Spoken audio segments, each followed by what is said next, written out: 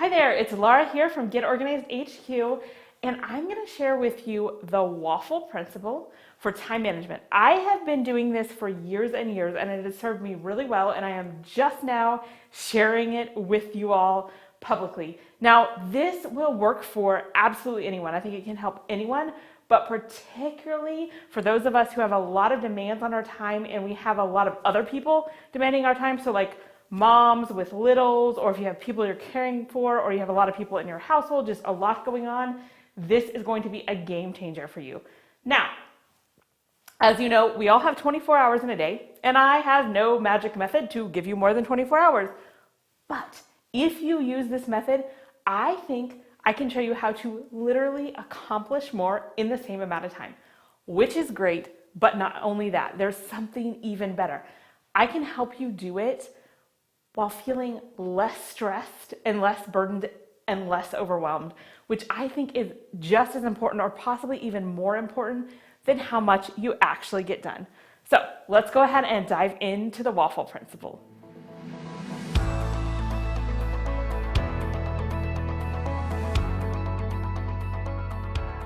So I want you to imagine a waffle. You know, those things that you eat for breakfast. This is not a pancake. It's not flat. It's one of those that has all those little compartments.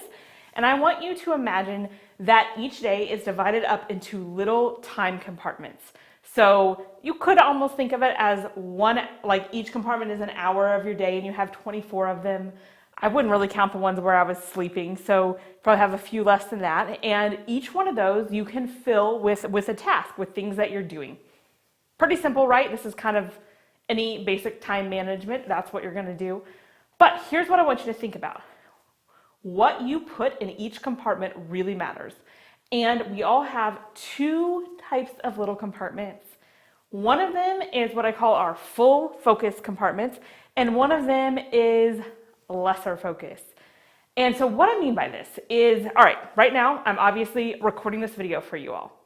And this is a time when the babysitter has my kids. She's taking them to the park actually. So like I am 100% free to focus on whatever it is I'm doing. There's nobody else around to ask me anything, to need anything, to make any noise, to distract me.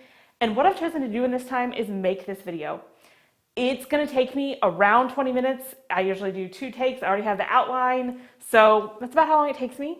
It's not really very stressful because there's no one interrupting me. I'm free to think without interruption, and I'll be able to get that done. And I'm actually recording more than one video at this point, so I'm gonna be very productive and get a lot done.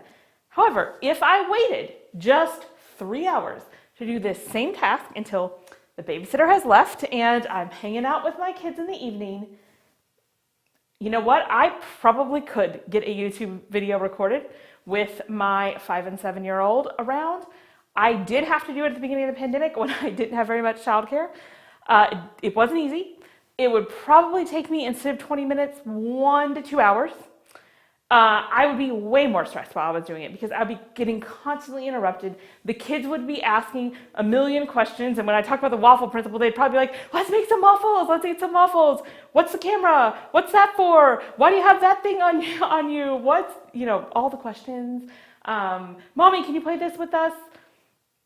It could be done, but it would be really difficult and really stressful. So obviously, putting video recording into the hours that I'm able to focus is super helpful. It allows me to be less stressed and get more done. But I want you to think about it the opposite way. I only have a few hours a week where I have childcare and I'm free to focus on whatever I want. What if instead of recording this video that I need to put on YouTube in a couple of weeks, I decided to wash my dishes, make my bed, do my laundry. Now, those are all important things that need to be done. I'd probably enjoy that. I'd probably feel good about having all caught up on all of those things. But then I wouldn't have done the video, the thing that really requires all my focus. Instead, in 3 hours, when my kids are home, I can wash my dishes just fine with them around. When I get distracted from that, it's really not that hard to go back and pick it up. Same with laundry and making beds and several other tasks. So it's about making sure that you look at your tasks that you need to do and divide them up in terms of which ones require full focus and which ones can you do when there are more distractions. And even more important than putting your full focus task and your full focus time is not to waste your full focus slots. And most of us, when we look at that waffle, we only have a few of those slots. Like, it's not the whole waffle, it's not even half the waffle. We have a few of those. Don't put those lower attention required tasks into those full focus slots. So when you have times that you can focus, make sure you're doing the things that you cannot get done or that would be much harder to do when you have all these distractions. Now, some of you may be thinking, well, Laura, that sounds fantastic, but I have a lot going on and I really do not have very many times where I can really focus. Well, I say you have to carve those out and you have to be really, really judicious about what you put in them.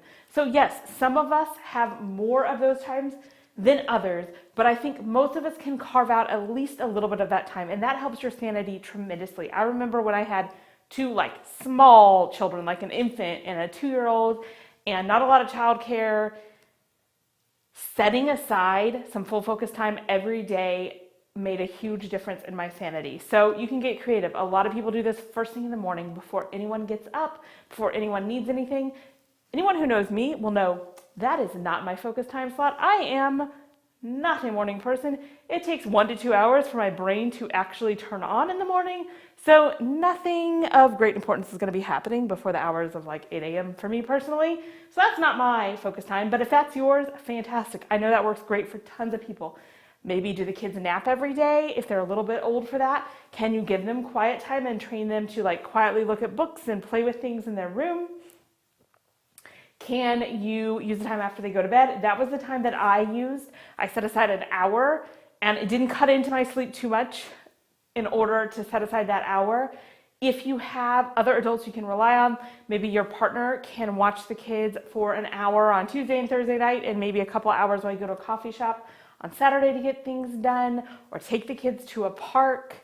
If you have older, teenagers and adults that you live with, talk to them about it and let them know, hey, I need this time of focus.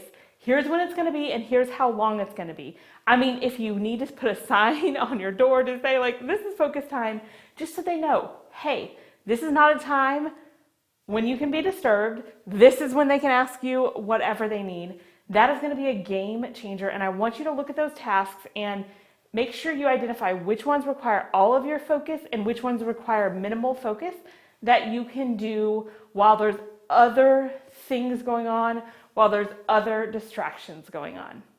If you're into productivity and especially simple, stress-free productivity, you'll definitely want to check out my video about the simple method that I use for planning my days. So go ahead and click there and check out that video.